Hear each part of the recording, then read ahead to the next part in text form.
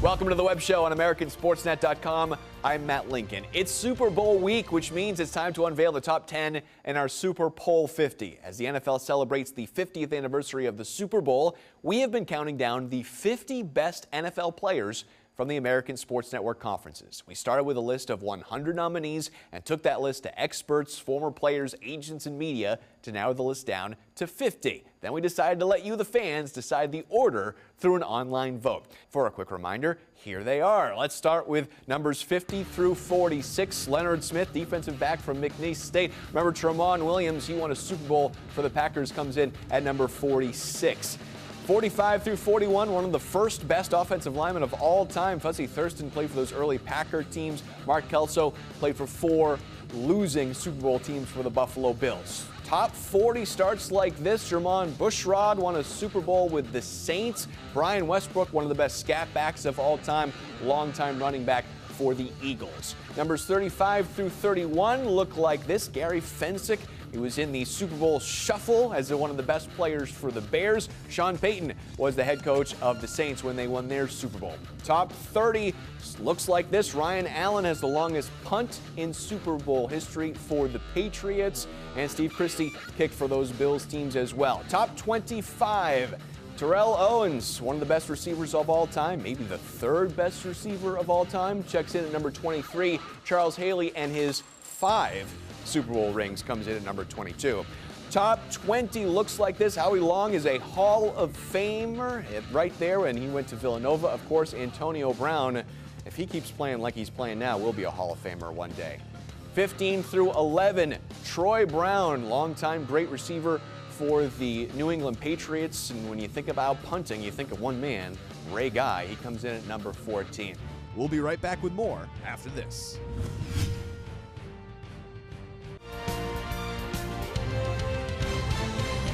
The top 10 starts right now. Randy Moss. If T.O. was the 3rd best receiver of all time, Randy Moss might be the 2nd best receiver of all time. 7-time Pro Bowler, lost 2 Super Bowls, numbers 42 and 47. Some crazy numbers. 3rd all-time receiving yards, 2nd in TDs. Only 5 wide receivers have over 100, and he has 156. He went to Marshall, and so did number 9 on our list, AHMAD Bradshaw. 2 times he led the Super Bowl winning team in rushing in 42 and 46 as a running back for the Giants. Also scored the game-winning touchdown in Super Bowl 46. He has 48 all-time touchdowns. Number 8 from Kent State, Jack Lambert, 9-time Pro Bowler, 7-time first-team All-Pro, one of the best linebackers of all time. One of the members of that Steeler defense that helped win Super Bowls 9, 10, 13, 14. He's in the Steelers Hall of Fame. His number's unofficially retired by the Steelers, and he was inducted into the Pro Football Hall of Fame in 1990. Number 7, Tennessee State's Richard Dent, 4-time Pro Bowler, 4-time All-Pro, 2-time Super Bowl champion, and he was a Super Bowl 22 MVP, inducted into the Hall of Fame in 2011. Over 137 sacks in his career.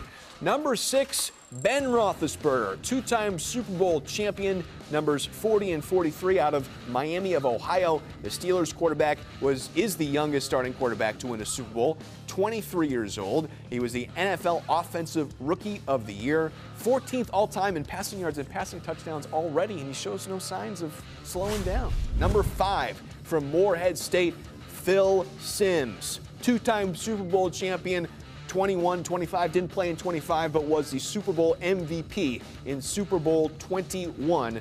Not in the Pro Football Hall of Fame, but when you think of some of the best quarterbacks of all time, you think of what Phil Simms did for the Giants. Number 4, Mean Joe Green from North Texas, the only guy on this list whose alma mater basically changed their mascot to his nickname. Yes, the Mean Green of North Texas are that way because of Mean Joe Green. He helped win Super Bowls 9, 10, 13, and 14 for the Steelers. 10-time Pro Bowler. He's a Walter Payton Man of the Year, and of course, he is in the Pro Football Hall of Fame. Number 3, the man the trophy is named after. Vince Lombardi is a graduate from Fordham. He coached the Green Bay Packers from 1959 to 1967. a 6-time NFL champion, 5 of them as head coach, 1961, 1962, 1965, 1966, 1967. When you think of the best coaches of all time, the conversation starts with Vince Lombardi. Number 2, Brett Favre, of course. What a fantastic career Brett Favre has had, one of the best quarterbacks of all time, and he pops up in number 2 on our list. The Southern Mississippi grad, 20 years in the NFL. No one plays for 20 years in the NFL. Packers retired is number 4. He's going to be in the Pro Football Hall of Fame. You might as well just start making that bust right now. Longtime member of the Green Bay Packers from 1992 to 2007. Won Super Bowl 31, lost next year in Super Bowl 32, 11-time Pro Bowler, 3-time NFL MVP, and the numbers look like this. Number 2 all-time in passing yards, number 2 all-time in passing touchdowns, and number 1 all-time in completions. And that brings us to number 1. Who can beat Brett Favre? He's one of the best quarterbacks of all time. Well, as voted by you, our fans, here he is, number 1 on the list. Terry Bradshaw from Louisiana Tech, 4-time Super Bowl champion. You know the ones by now because he played with Mean Joe Green. He played with Jack Lambert, numbers 9, 10, 13, 14. A 2-time Super Bowl MVP in 13 and 14. The 1978 NFL MVP. Not only is he in the Steelers Hall of Fame, not only is he in the NFL Pro Football Hall of Fame, he's also in the College Football Hall of Fame. You know, his overall numbers might not look great. He's got 212 touchdowns and 210 interceptions. But when it mattered the most, no one was better than Terry Bradshaw. He only passed for 300 yards in a game 7 times in his career, but 3 times was in the postseason. And when the Steelers needed him to make big plays in Super Bowls, that's exactly what he did. We'll be right back with more after this. That's the list, the final 10 in our Super Bowl 50. To help break down the whole list, we're joined, as we always are, by Russ Baxter from ProFootballGuru.com. What sticks out to you? I know one of the big things is we have 3 stars from the 4-time Super Bowl winning Steelers. Yeah, and all from different directions in terms of, you know, you got 1 first overall pick in Terry Bradshaw. You got Mean Joe Green, who was really the start of the foundation of the 70s Pittsburgh Steelers, the 4th overall pick in 1969, Chuck Noll's first pick. And then, of course, Jack Lambert, intensity, 2nd round pick out of Kent State. You know, you think about the contributions he made. I was just writing about some of the great defensive performances in Super Bowl history against the Rams in Super Bowl 14, where the Steelers were kind of on the ropes that day. He had 14 tackles and a game-saving interception. Vince Ferragamo threw the ball down the middle. Jack Lambert was way downfield dropping back. He was such a rangy linebacker. So, you know, we talk about how hard it is to repeat as a Super Bowl champion. Those Steeler teams did it twice in the 70s, 9 and 10 and 13 and 14. A star-studded list in the top 10. Lots of guys here who could make an argument for number 1. But does Terry Bradshaw belong at the top of this list? Yeah, you could certainly make a case for Joe Green. You could certainly make a case for Vince Lombardi. I mean, after all, here's the guy who the Lombardi Trophy is named after. And you know, Super Bowl era aside, you know, he's the architect of 5 championships with the Green Bay Packers. You know, he lost that 1 playoff championship game in 1960 to the Philadelphia Eagles, and that was it. He was 9 and 1 in the postseason. Obviously, he was a college football star. You know, at Fordham, and, you know, the contributions he made as a head coach. And I think what people forget is, even when he was done with the Packers, he coached 1 more year. He went to the Washington Redskins, who were kind of down on their luck, and he elevated their program as well before he passed away so soon in life. But again, you could make a case for a lot of these guys being the 1st overall pick. I mean, it's a list full of, you got Super Bowl MVP. I mean, Terry Bradshaw is the 2-time Super Bowl MVP. Richard Dent was the MVP of Super Bowl 20. Phil Simms was the MVP of Super Bowl 21. You know, he completed 22 of 25 passes that day against the Denver Broncos, 88%. You know, how do you do much better than that? You know, everybody on this list has got at least 1 ring except Randy Moss, and I did the math, and I count Phil with getting 2 rings. He obviously didn't play in Super Bowl 25. You know, he got hurt, and Jeff Hostetler came in late in the season. 22 Super Bowl championships in this top 10. And 2 of those Super Bowls are to AHMAD Bradshaw. The people who come to visit AmericanSportsNet.com voted for the order of this top 10, and they voted AHMAD Bradshaw number 9. Maybe his somehow fan group got a hold of this link and really pumped in some votes for AHMAD Bradshaw. Let me throw out some names for you and tell me whether you think they should be in the top 10 over the Giants running back. Would you put Charles Haley in the list? Would you put T.O. on that list? Would you put Howie Long in this top 10? Did you say Howie Long at the end there? Yes. I would put all 3 of them above AHMAD Bradshaw, without question, because longevity has to be part of this as well. Charles Haley's part of 5 Super Bowl teams. Howie Long, distinguished career, Pro Football Hall of Famer, as is Charles Haley. And Terrell Owens, you know, obviously a lot of controversy surrounded him, but his numbers are off the charts, and he did it with a lot of different teams. That's not to knock out AHMAD Bradshaw. Listen, to make this list at all, I think is significant when you think of the thousands and thousands of players that have played from these schools. So, I mean, so what if you're 13 or 14? It's like ranking Super Bowl champions. I've done pieces on those. The bottom line is only 49 make the list. So, you know, it's not a bad thing. It's like the Hall of Fame list. What's the greatest Hall of Fame list? What's the worst?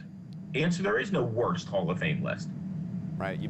Bradshaw aside, there is another active player in the middle of this list at number 6, Ben Roethlisberger. It's interesting, with who knows how many more years he has left in his career, to see where he fits in history, and it's right there in the middle of some of the best players of all time. Where do you think Ben Roethlisberger could finish when he's done? Well, the thing that's been amazing about Ben is now watching him as a complete quarterback. You know, he always was a guy who was able to move. He shuffled with his feet. You know, he's always had the big arm. Early in his career, you know, the Steelers are very conservative with him, but now he is the backbone of the offense. And his ability to throw the ball downfield and what they do with those. Now, listen, when you talk about passing attacks in the Pittsburgh Steelers, you think of Lynn Swann and John Stallworth and so on. But you could make a great case for Antonio Brown as being, you know, if he's not better than those 2 guys, he certainly has inched his way into the conversation. At times, he's absolutely uncoverable. And the rapport between him and Ben, who has taken 3 teams to the Super Bowl, he's won a pair of championships. You know, he didn't play that well against Seattle in Super Bowl 40, but do they win it without him and Santonio Holmes in Super Bowl 43? It's been fun watching Ben evolve as a passer. Okay? I mean, at times, the Steelers look like the most dangerous offense in the entire league. Unfortunately for Ben, he had trouble staying on the field this year, but he pulled up, you know, he got off the mat a couple of times, you know, most notably in the playoff game against Cincinnati. The thing is, and since we're talking about Super Bowl week, he was the one quarterback, if you really think about it, that gave the Denver Broncos more problems than any other quarterback in the league this year. Russ Baxter from ProFootballGuru.com. Thank you so much for your help on the Super Bowl 50. We'll be right back with more after this. And now we're joined here in the studio with another Super Bowl expert, John Saraceno. He's covered 20 Super Bowls for the USA Today. He's been covering football for over 30 years. John, thank you so much for joining us. Thanks for having me. I want to break down really the top 2 guys on this list. Terry Bradshaw, Brett Favre, 2 of the best quarterbacks of all time, no doubt, but played in different eras. How do we compare them? Well, you know what? When you're comparing players from different eras, it's best to compare them against the players of that era. Because as we all know, players have gotten bigger, stronger, faster. So Bronco Nagurski was a great running back, but what would he rank against Jim Brown? And how would he rank against Walter Payton or LaDainian Tomlinson? So both of those players, Terry Bradshaw and Brett Favre, dominated their competition when they were playing. So they are elite level players. In the case of Terry Bradshaw, he is in the Hall of Fame, and Brett Favre's headed there. Certainly. First ballot, we'd be shocked if he is not there come next year. And both characters, guys who in some ways are larger in life now or larger than life than when they were playing. Definitely. I mean, look at Terry Bradshaw, who came out of Louisiana Tech and really struggled with the Steelers early on. And he had that good old boy, aw shucks kind of persona. And people made fun of him. Remember in that Super Bowl 13, Thomas Hollywood Henderson from the Cowboys said, you know, Bradshaw's so dumb he couldn't spell cat if you spotted him the C and the A. So he always had that cloud that covered him. And we know what's happened to Terry post-football. He's become one of the biggest stars on TV, and he has his own brand, his own aura. And likewise, Brett Favre, who was traded early from Atlanta to Green Bay, had to find his way. Went to Southern Mississippi, you know, was a good college player, like Bradshaw was. Not probably a great college player, but you know, the Packers, in trading for him, they saw something in him, and namely that was his rocket arm. Brett could throw the ball through a brick wall. But he also developed his own personality over time, and honestly, he's been my favorite player over the years because it was like watching a boy in his backyard playing football. He was so full of exuberance and excitement, and that's what we remember as kids, playing sports. And you know, football's about entertainment too, and Bradshaw and Favre both gave their fans their money's worth. Well, I think that's what's just interesting about these two guys. They both have the championships. They both have the generally the numbers. But it's really a lot more of the intangibles that made these two guys great. Bradshaw with his ability to play at his best in big games, and Favre with just that toughness. Yeah, I mean, Bradshaw, one of 3 quarterbacks to have 4 Super Bowl rings, along with Joe Montana and Tom Brady. You know, he proved his mettle in big games. But Terry was also a team player. You know, the Steelers were loaded with stars on both sides of the football, whether you're talking Joe Green, Jack Lambert, Jack Ham, Mel Blount on the defense, or you're talking Rocky Bleier, Franco Harris, Lynn Swann, John Stallworth on offense. So he knew he had to be the general of that team. And everybody looked up to Terry Bradshaw. Brett Favre also, the intangible qualities, but one tangible quality he had was leadership.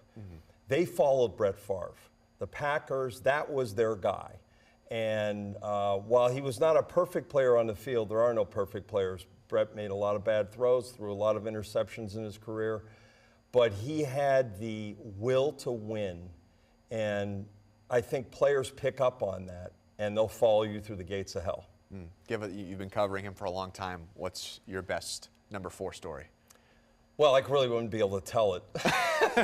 but Brett, I mean, Brett is a character.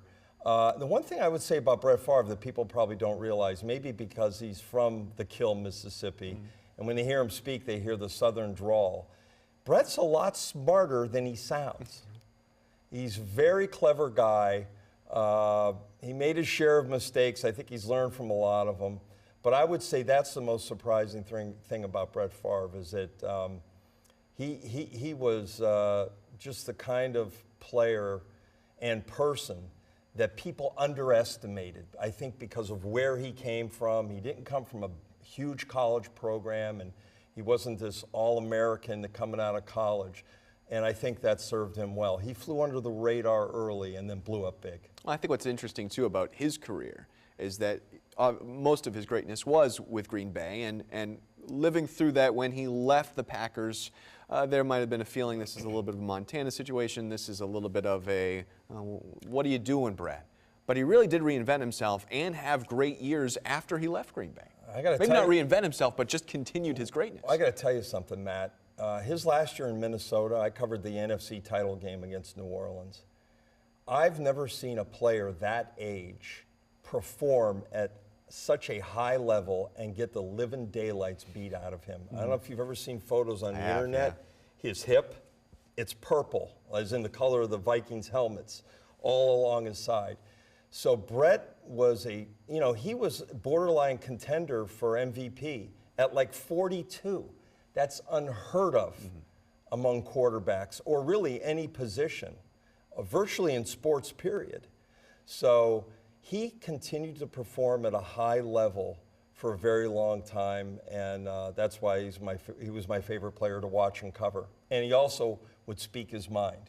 You wouldn't get, you know, a sugar-frosted answer from Brett. He would tell you what he was thinking, and if you're a sports writer, that's what you want. Yeah. Kind of a broad picture here. These guys are on this list because of the colleges that they went to. In our top 10, we've had 4 of the best quarterbacks of all time when you had these 2 with Phil Simms and Ben Roethlisberger. What does it say to us about the NFL that, you know, the best quarterbacks aren't usually the best college quarterbacks going to the best college programs? No, we've seen that time and time again, Matt. You know, with the college game, there are various systems that quarterbacks perform very well in. But outside of that system, such as David Klingler with the University of Houston, Akili Smith at Oregon, they didn't fare so well in the NFL because they weren't in a pro-style passing attack. Now, the game continues to change, but Phil Simms, you know, Morehead State, was a decent little college player, but he didn't even complete 50% of his passes in college. Wow. And threw more interceptions and touchdowns. However, once Bill Walsh got a hold of him, even though he never played for the Hall of Fame 49ers coach, he told him, look, don't try to throw a fastball every time. You got to lay it in there. Your receivers won't drop it, and also when you're throwing hard, sometimes your accuracy. Well, he took that lesson to heart, and Phil, to this day, teaches quarterbacks about mechanics. So he made the transition from a small school. Nobody ever thought Phil Simms was going to be an NFL quarterback. Wow. And you could cite many examples like that. There's a lot of fine quarterbacks that have come out of smaller college programs and done very well. John Saraceno, he's been covering the NFL for a long time with some great insight about our Super Bowl 50. Thank you so much for joining us. You're welcome.